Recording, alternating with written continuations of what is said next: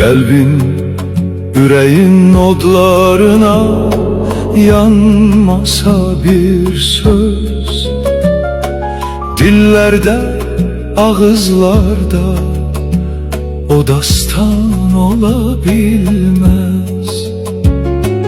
Girdim güneşin koynuna, min bir seherim var.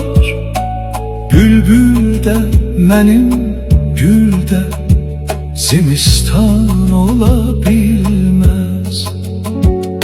Yüksel fəqət insanlığa pis gözle bakanlar, dünyada bir ad koysa da insan olabilmez.